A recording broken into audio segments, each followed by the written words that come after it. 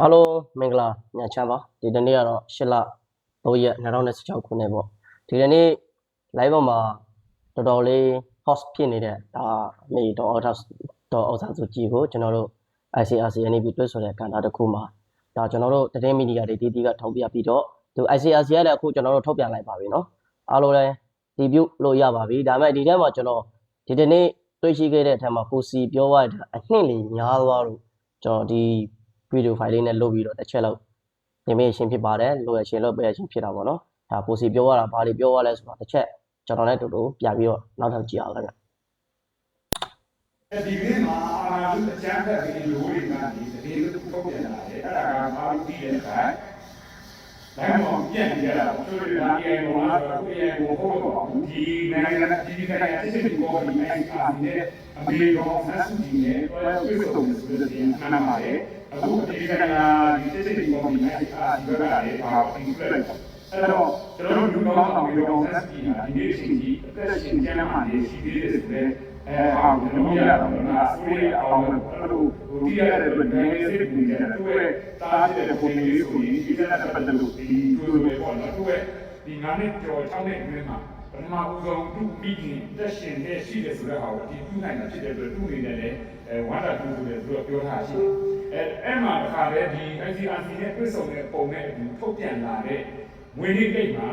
ဒီတိုင်းကြည့်နေဆိုရင်29ရက်ဖြစ်ဒီလိုကြည့်ပါလူကြီးက29ရက်ငွေလေးတိတ်မှားနေတယ်ပေါ့မဟုတ်ပါဘူးတစ်ကိုအတက်ကလေးတက်ပြီးရေးထားတာ19ရက်ပါအဲ့ဒီငွေလေးကိတ်ရောက်တဲ့ဆိုင်ကနေဒီလိုဆိုင်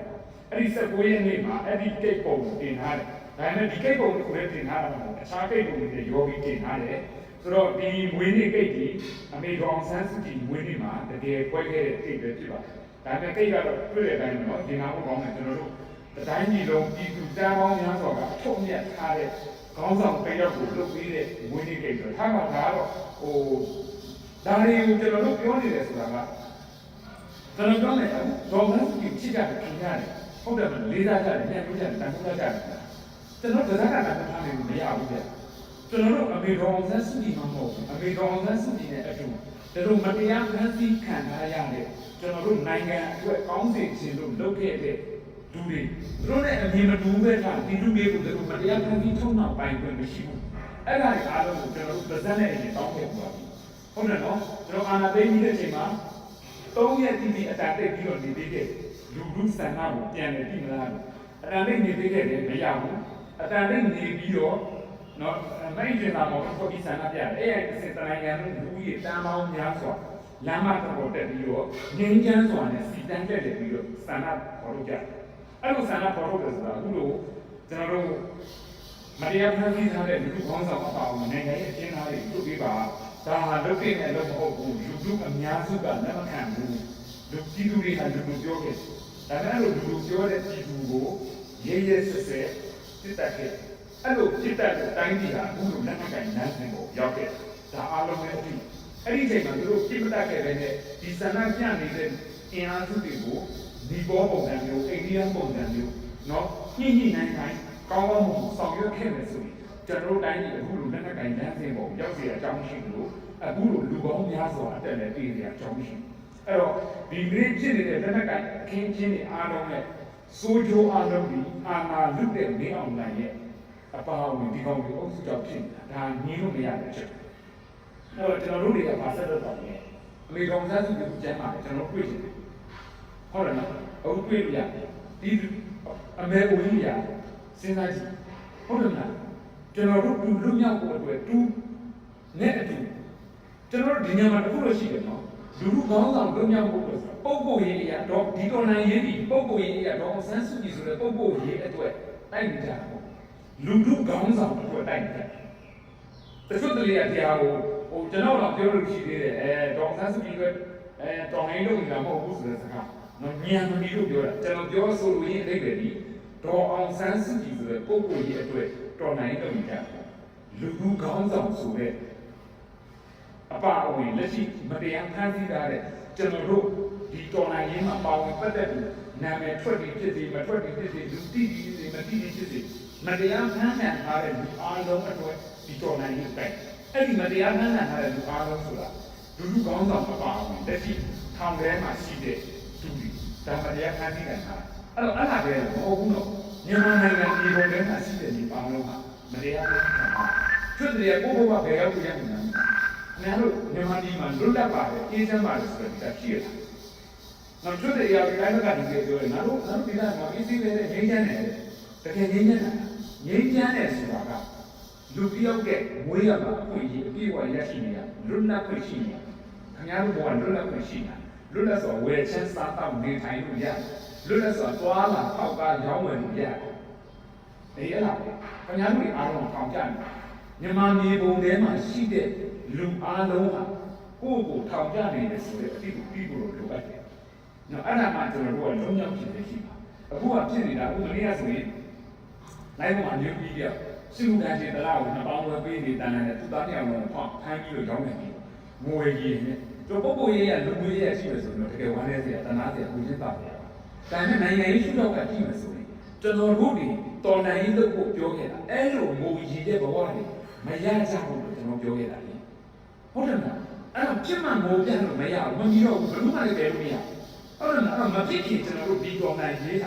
ာနောက်တည်းကရအောင်လုပ်ပါ NGO အားမရဘူးလား NGO အားမရရင်တော့လည်းနည်းပေါင်းတော့ local တွေကို NGO အားမရဘူးဒါကိုကြည့်ရအောင်လည်းပေါင်းတော့အဓိကမှာတော်နိုင်နေဖို့ပဲကျွန်တော်တို့တိုင်မဲ့လက်ရှိမင်းအောင်နိုင်ကိုမတက်ပါဘူးเนาะဒီအာနာတိတ်နာကိုလက်မခံပါဘူးလို့ပြောတဲ့လူဒန်းစားတွေထဲမှာလူဒန်းစားဘလောက်ကြာခိုင်တော့တကယ်လက်တွေ့တော်နေကြတယ်ပြန်ကြည့်ပါเนาะအခုဒေါ်ဆန်းစုဒေါ်ဆန်းစုကအားချစ်ခင်အမြတ်လို့လားဟိုလေခုတွေဆိုဒါနဲ့ဗဇက်နဲ့ကျွန်တော်ချစ်လို့မရဘူးကျွန်တော်တို့အမေစုကိုတကယ်ချစ်လို့ရှိရင်အမေစုလွတ်မြောက်အောင်ကျွန်တော်ကြိုးစားအမေစုဖြစ်ချင်အောင်ကျွန်တော်လုပ်ပါအမေစုဒီနိုင်ငံနဲ့ပတ်သက်လို့ဘာဖြစ်ချင်ရှင်းရှင်းလေးပဲသူပြောပြီးသားဒီနိုင်ငံကိုသူမသိနေမှာဒီနိုင်ငံဟာလွတ်လပ်တဲ့ Federal Democracy ဖြစ်သွားအောင်လွတ်လပ်တဲ့တိုင်းပြည်ဖြစ်တာကိုမြင်ချင်းတယ်လို့သူကအတိအကျသူစံနာကိုပြောပြီးသားအဲ့တော့သူ့ကိုကျွန်တော်တို့ကလေးစားတဲ့ချက်ချင်းနဲ့ဒါကိုထားတယ်ဆိုရင်သူဖြစ်ချင်တဲ့စံနာကိုကျွန်တော်တို့အကောင့်တွေပေါ်အောင်တချို့တွေပြောတယ်ပြည်တွင်းမှာလည်းမဟုတ်ဘူးငါတို့တုတ်လို့မရဘူးမဟုတ်ပါဘူးနော်ရန်သူကပျော်အောင်နေမပျော်ပြတာတော့ခံတာပဲကြာရန်သူကစီကားခိုင်းအောင်နေမစီကားနဲ့နေတာတော့ခံတာပဲအဲ့တော့ကျွန်တော်တို့တွေအားလုံးကတော်လန်ခြင်းစိတ်ပဲလို့ပြောနေတာနော်တော်လန်ခြင်းစိတ်လူတိုင်းမှာရှိနေမယ်ဆိုရင်ဘယ်တော့မှကျွန်တော်တို့ရှုံးစရာအကြောင်းမရှိဘူးဒီတော်လန်ခြင်းစိတ်မရှိဘူးကောက်ရုံးပြီးလို့ပြောပါအောင်ဘူးအကြောင်းကတစ်ခုပေါ်လိုက်မယ်အော်ထားလို့လိုက်မယ်ဟုတ်တယ်မလားပြီးရင်မေ့ကြောက်အောင်မယ်ကိုယ့်ဘဝလိုက်ဆိုင်နေလို့စာရုပ်တိုင်းဆက်နေသွားမယ်ဆိုရင်တော့ကျွန်တော်တို့ကဘယ်တော့မှလုံးနိုင်မှာမဟုတ်နောက်ပြီးတော့တမိုင်းကိုပြန်ကြည့်ပါဒီတော်လိုင်းမှာခင်ဗျားတို့စိတ်ကြက်စရာတွေခင်ဗျားတို့စိတ်ဆန္ဒနဲ့မကိုက်ညီတာအများကြီးတွေ့ပါလိမ့်အဲ့ဒါဘာကွာခင်ဗျားတို့တရားရာခိုင်လို့ခင်ဗျားတို့စိတ်ဆန္ဒနဲ့ဘယ်တော့မှပြည့်မှာမဟုတ်ဘူးနော်လွတ်တဘာဝဆိုတဲ့ကကိုယ်စိတ်ဆန္ဒတရားရာခိုင်တော့ပြည့်လို့မရဘူးအဲ့တော့ဒီတော်လိုင်းမှာကိုယ်စိတ်ဆန္ဒမှာပြည့်တာတစ်ခုနဲ့ပဲတော်နိုင်ရုပ်ကြောခိုင်းပြမှာလို့တော်နိုင်ရုပ်စိတ်ကြက်သွားမှာလို့တော်နိုင်ရုပ်အထင်သေးလိုက်မှာလို့နော်ဒါမျိုးဖြစ်တဲ့ကျွန်တော်တို့မဖြစ်နေဘူးဒါကြောင့်မလို့တော်နိုင်မှာဆိုရင်ရှင်းတော့ရတော်နိုင်လို့နေတဲ့လူတွေထဲမှာခိုင်ရိုင်းတော့ရဆောက်ပဲကြည့်မကြည့်နေတော့ယူနေပြန်လာတယ်ရှိနော်ဒါပေမဲ့အဲ့လိုဆောက်ပဲမကြည့်နေတော့ယူနေပြန်လာဖြစ်နေသူဟာတော်နိုင်လို့နေသူ့အတွက်ကိုကျွန်တော်တို့ကရန်မူလိုက်ကျွန်တော်တာကိုသိအောင်ဆိုပြီးရအဲ့ဒါတော်နိုင်သိတယ်အေးတော်နိုင်ပြီးသွားတယ်လေဒါဆိုပြီးတော့အချင်းချင်းပုံပြီးပုံတယ်တုတ်သွေးချင်းရိုက်တယ်ဟုတ်တယ်မလားဒါနဲ့ဒီတော်နိုင်ကာလမှာကျွန်တော်တို့ကတော်တန်ရေးစိတ်တော်တန်ရေးအတိကိုပဲကျွန်တော်ထည့်ရတယ်ဒါတိုင်းသားခေါင်းဆောင်တွေနဲ့ပြောနေတာလေခင်ဗျားတို့တိုင်းသားခေါင်းဆောင်တွေကိုလည်းဒီအာဏာယူရဲ့အဖြစ်အဆက်တဲ့ဘယ်လိုလုပ်ခဲ့နော်တောင်ပိုင်းမှာတိုက်ချင်ညောက်ပိုင်းကိုငင်းငင်းဆွေးနွေးတယ်ညောက်ပိုင်းမှာတိုက်ချင်အနောက်ပိုင်းကိုငင်းငင်းဆွေးနွေးတယ်ဒီပုံစံနဲ့နာမှာပဲခင်ဗျားတို့မတ်တော့တဲ့အခွင့်အရေးတွေပေးမယ်တိမ်တွင်းမယ်စီးလုံးတယ်အဲ့ဒီဟာဒီခင်ဗျားတို့ဘဝအတွက်တော့အာမခံရရှိတာအဲ့တော့ဒီကလာဒီကျွန်တော်တို့တမိုင်းမှာလည်းတစ်ခါမှမရဘူးတဲ့အောင်မြင်မှုကိုရရတယ်တမိုင်းမှာလည်းတစ်ခါမှမရဘူးတဲ့ညီညွတ်မှုကိုရတယ်အဲ့တော့တိုင်းသားကောင်းဆောင်တွေအနေနဲ့လည်းရှိထွက်ပါခင်ဗျားတို့ကိုယ့်ကိုယ်ယုံကြည်မှုထားပါတိုင်းသားကောင်းဆောင်တွေတိုင်းသားလူတစ်ခုတည်းအတွက်မဟုတ်ဘူးဆိုတာကိုခေါင်းနဲ့ထည့်ထားရတယ်တိုင်းသားကောင်းဆောင်များဆိုတော့ကိုယ့်ဒေတာကိုယ့်လူမျိုးအတွက်ပဲကောင်းတဲ့ဒေတာမဟုတ်ဘူးခင်ဗျားတို့ဒီကလာမှာတနိုင်ငံလုံးအတွက်ခင်ဗျားတို့ကောင်းဆောင်တင်တယ်ခင်ဗျားတို့လုံးနိုင်စွမ်းပဲမူတည်တယ်ဒါကြောင့်မို့ဒီကာလကြီးကျွန်တော်တို့နိုင်ငံအတွက်လွတ်မြောက်အောင်လုပ်ဖို့အကောင်းဆုံးကာလဖြစ်တဲ့အတွက်အတူတော့ဝိုင်းရုံးပေးကြပါ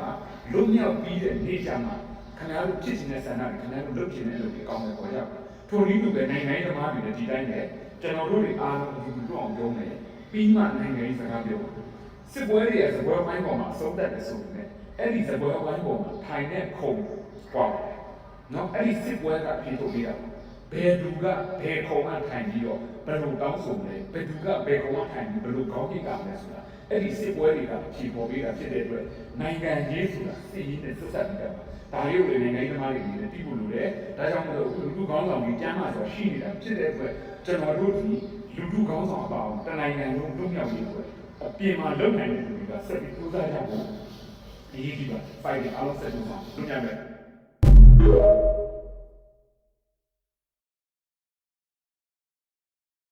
ဟုတ်ကဲ့ပါဗျအခုကိုစီပြောသွားတဲ့အတွေ့တွေအစဆိုတာတကယ်အနှစ်တက်ပဲပြောသွားတာပေါ့နော်အရင်ကပြောနေတဲ့ဟာတွေမတွေ့ဘူးလားဆိုတော့တွေ့ပါတယ်ဒါမဲ့ဒီနေ့ကပိုပြီးနှစ်များတဲ့အတွက်ကြောင့်မလို့ကျွန်တော်ဒီ sharing လေးလုပ်ပေးတာဖြစ်ပါတယ်တကယ်လဲကျွန်တော်တို့အတွက်မှတ်သားစရာတွေအများကြီးပါဝင်ပြီးတော့ရှေ့ဆက်လို့ဆိုအောင်မဲ့အားတွေကိုစိတ်သက်ခွန်အားတွေပေးသွားတာလည်းအများကြီးတွေ့ရတာပေါ့နော်အားလုံးကျွန်တော်တို့တွေအတူတူပြောကြဖို့ပဲရှိပါတယ်ကျွန်တော်စစ်အောင်နေအတွက်ဝိုင်းဝန်းပြီးတော့ရှေ့ကိုတလန်းတိုးပြီးတော့ခြေတက်ကြစို့ပဲကျွန်တော်တို့ဖိတ်ခေါ်ချင်ပါတယ်ဗျကျွန်တော်ရေတော့မို့ငိုချအောင်ပေါ်ရမှာဗျ